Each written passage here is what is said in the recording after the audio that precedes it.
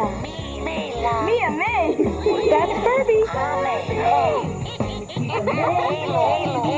The more you play, the more they do. Imagine a creature that watches you from your nightstand. Eyes glowing in the dim light. It can blink, it can respond when you talk to it, and it even speaks its own mysterious language. This creature doesn't quite fit anywhere on the toy shelf. It's no ordinary plush, and it's certainly not just a robot. It's a bizarre mix of owl, hamster, and even alien.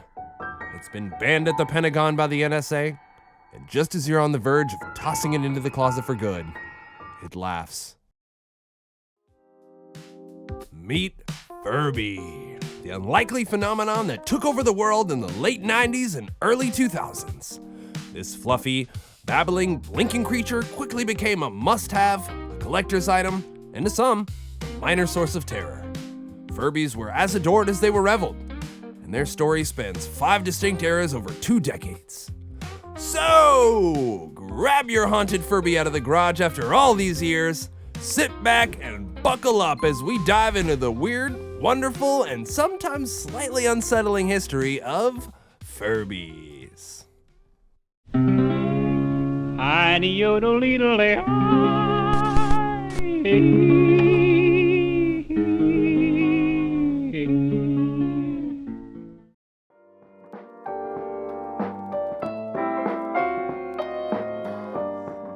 Furby was born from the imaginations of Dave Hampton and Caleb Chung, 2 inventors with a shared goal: to create a child's first friend. Hampton and Chung spent over 2 years developing Furby, tirelessly working to pack this small, fluffy creature with personality and interaction. They dreamed of a toy that would bridge the gap between digital pets and real companionship, and they meticulously designed Furby to learn and grow as a child played with it. From its blinking eyes to its wiggles and sounds, every part of Furby was crafted to feel almost lifelike. The first concept honestly looked like they were about to tell me to go buy sub at Quiznos. Man, I miss Quiznos. We love these subs! 'Cause they are good to us! Hampton and Chung finished their designs and presented them to Tiger Electronics, who couldn't get enough of the furry little creatures. Tiger Electronics also had other hit toys, like the LCD handheld consoles that we discussed in our other video, Handheld History. Check it out after this video if you haven't seen it yet. Furby's hit toy aisles in October of 1998. Ironically enough, the same year Tiger Electronics was acquired by Hasbro, and the demand for Furbies skyrocketed almost overnight. During Furby's first holiday season, it was the gift to have. Toy store lines wrapped around the block, and at one point, Furbies were reselling for 10 times their retail price. Like Cabbage Patch Kids and Tickle Me Elmo before it, Furby had become a full-blown craze. Kids just couldn't get enough of their new fluffy friend, until the batteries died and they discovered the creepy, blank-eyed sleep mode. The company sold 1.8 million units its first year, followed by a staggering increase of 40 million units the second year. It was clear the kids just couldn't get enough of these furry little friends. Other companies saw this and took advantage of the craze by building and shipping out knockoff Furbys. There were gems like Kubi, Fubi, Mini Luby, Pooby, Poopy, tons more ridiculously named fakes. The problem became so extensive that in 1999, Hasbro ordered for over 20,000 knockoff Furbys to be thrown into shredders. As if Furbys weren't scary enough, they wanted to make them shredded too, bro? The event would come to be known by the Furby community as the London Shredding Event.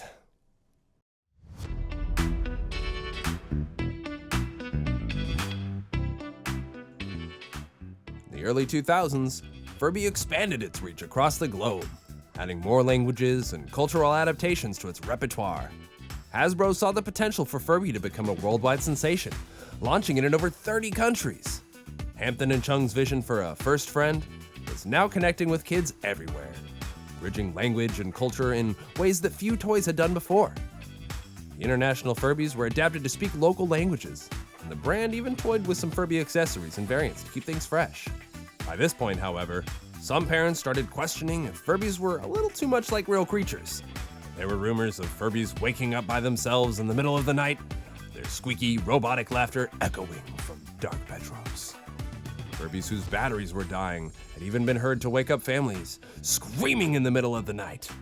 Some rumors even state that their Furby would still make noise and speak, even when their batteries had been removed. Suddenly, Furby was taking a turn from cute to questionable. What the hell is even that? Kids and parents alike began to feel a little wary. Even the NSA placed a ban on Furbies being allowed in government buildings. This was promptly lifted after Hasbro explained that the devices were incapable of saving conversations. The Furby Hysteria was losing its spirits, but just like any good sci-fi villain, Furby wasn't done just yet.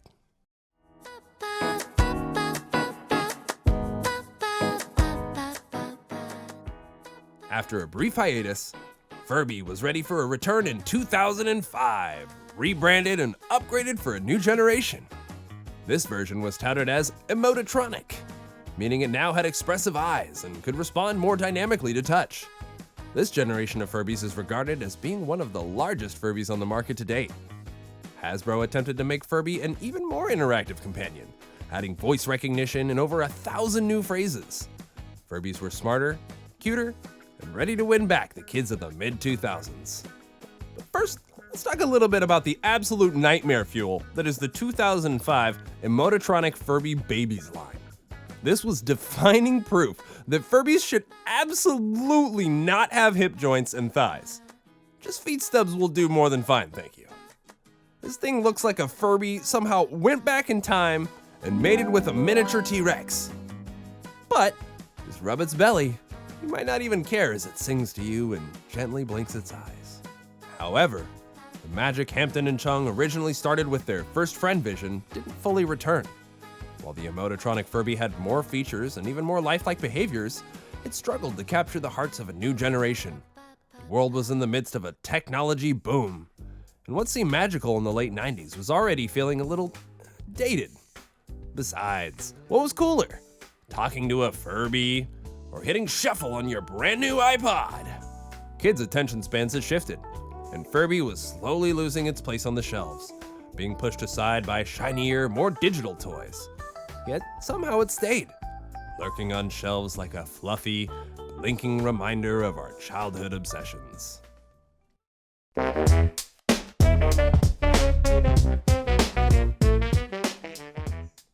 Furby had one more trick up its sleeve, coming back strong in 2012 with another reboot that paired it with, you guessed it, an app. Wow.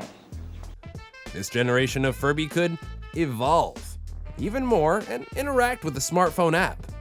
Wow. Turning the once simple toy into a mini digital pet experience. Wow.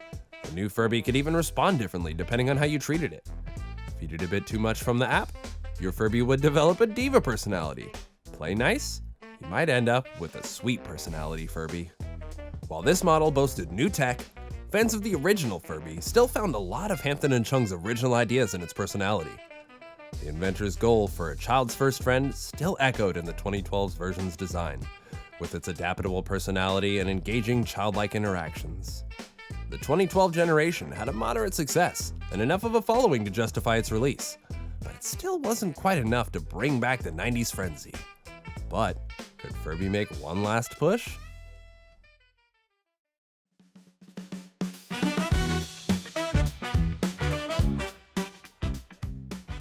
And then came Furby Connect, the most recent and possibly final addition to the Furby family.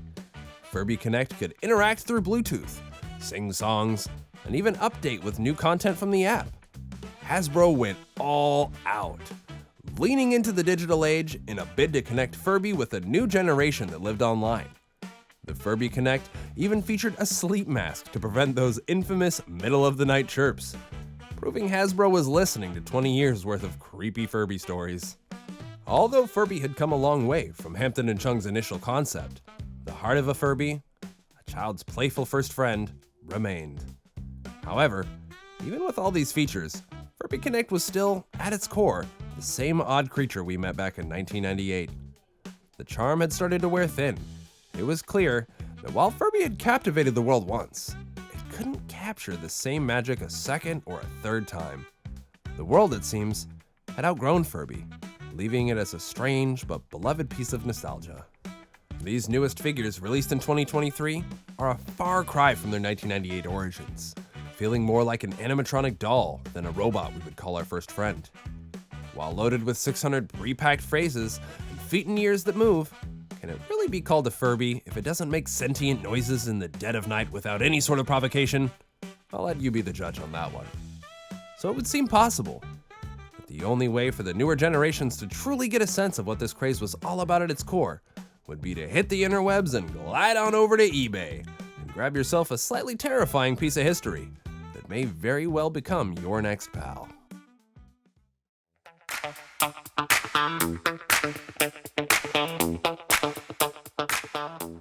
So, there you have it.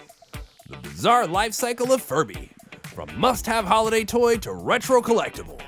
Furby may have started as the hottest toy of the 90s, but over time, it became a curious relic, equal parts creepy and adorable, that forever cemented in our memories and our nightmares. Whether you loved them or feared them, Furbys were undeniably unique, and for many, unforgettable. Thanks for joining us on this nostalgic trip into the Retro Vault. Don't forget to hit like and subscribe so you don't miss our next episode. Thanks for taking a trip with us into the Retro Vault, and we will see you next time. Bis es!